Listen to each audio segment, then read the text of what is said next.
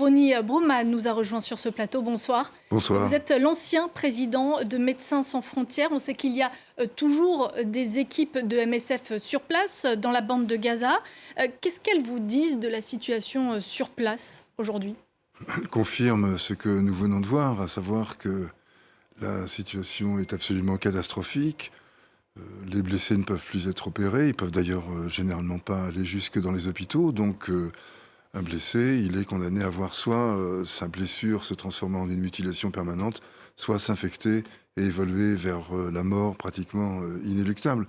Donc parmi les quelques 10 à 11 000 blessés que nous comptons déjà, beaucoup risquent de mourir si la situation perdure à ce point. Et la question qui se pose, c'est de savoir combien de milliers de morts supplémentaires vont être nécessaires pour qu'Israël considère que sa vengeance est assouvie.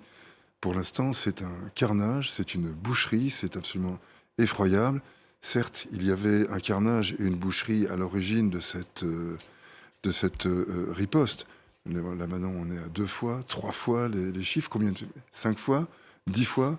Et on va créer quoi ? De la haine, du désir de vengeance et enclencher le cycle infernal des vengeances, des ripostes, des contre-ripostes, etc.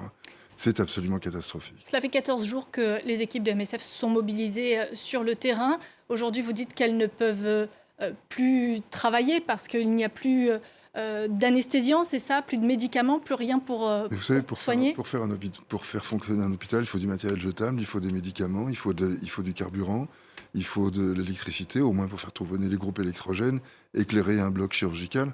Tout ça est aujourd'hui manquant. Donc, de fait, ils ne peuvent pas, ou très très peu, travailler. Ce sont d'ailleurs pour l'essentiel, pas pour l'essentiel, pour la totalité, les équipes palestiniennes de Médecins sans frontières. Il y en a environ 300, selon les sections de Médecins sans frontières. Les expatriés de Médecins sans frontières sont au sud pour l'instant, eux aussi exposés aux éventuels bombardements. Ils sont à Khan Younes, aux éventuels bombardements de Khan Younes, et dans une situation à la fois psychologique et matérielle désespérée. Est-ce que vous attendez beaucoup de l'aide humanitaire qui est censée arriver, selon Joe Biden, dans les 24 à 48 heures ? On parle de 20 camions et l'OMS a déjà qualifié de goutte d'eau dans l'océan des besoins cette arrivée de 20 camions seulement. L'OMS a raison. C'est indiscutable, il faudra des centaines de camions. Enfin, vous avez vu les destructions. On est en train de réduire en cendres l'ensemble des villes de cette bande de Gaza. Faire entrer 20 camions, c'est absolument dérisoire. C'est choquant. Enfin, un tel cynisme a quelque chose de profondément heurtant. On espère que les pressions du président américain vont produire quelque chose, mais enfin, pour l'instant, il semble totalement impuissant à agir sur quoi que ce soit. On imagine que du côté de MSF, vous êtes également mobilisé pour pouvoir envoyer des renforts humains pour soigner les gens sur place. Certains sont déjà arrivés. Alors comment ils ont réussi à passer justement ? Non, ils ne passent pas. Ils arrivent à El Arish en Égypte. Ils se dirigent vers Rafah, le Rafah égyptien. Et de là, attendent d'être autorisés à entrer. Il n'est pas question. Et qu'est-ce qu'on leur dit pour l'instant ? Qu'il n'y a absolument aucun passage possible ? Aucun passage possible. Les Israéliens refusent. Un sommet de la paix est également organisé demain en Égypte. Est-ce qu'on peut en attendre quelque chose, justement ? Est-ce qu'il va se pencher sur le sort des Gazaouis, leur quotidien ? Au moins, le mot clé est prononcé, la paix. On peut espérer que quelque chose de l'ordre d'une initiative visant à presser Israël de modérer et puis de stopper ces bombardements surgisse de ce sommet.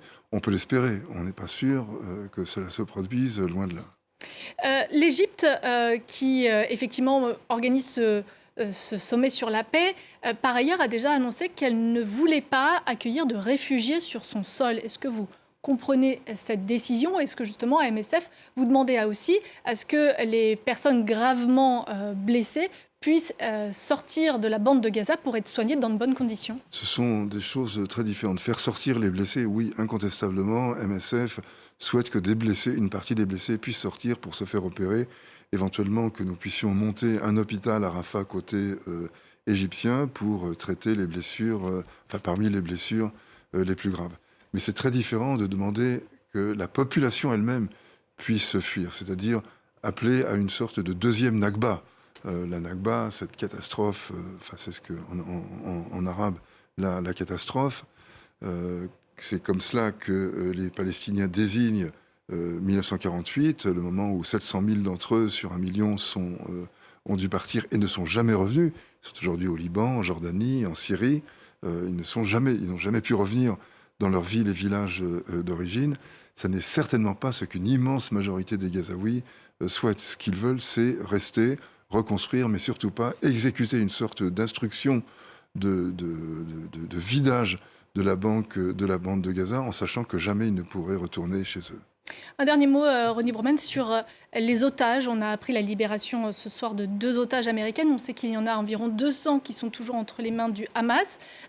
MSF, sur place, les équipes sur place, elles soignent les civils gazaouis. Est-ce qu'elles soignent aussi les combattants du Hamas? Est-ce qu'elles ont pu avoir accès aux otages en mauvaise santé également? Non, nous n'avons pas eu accès aux otages. Quant aux blessés que nous soignons, nous ne leur demandons pas leur affiliation, comment ils s'habillent, à quoi ils occupent leur temps. Un blessé est un blessé. Pour un médecin humanitaire, quel qu'il soit, Médecins sans frontières ou d'autres, c'est comme cela que ça se passe. On ne demande pas aux gens leur pédigré avant de les passer au bloc opératoire. Merci beaucoup d'avoir été notre invité sur le plateau de France 24. On va passer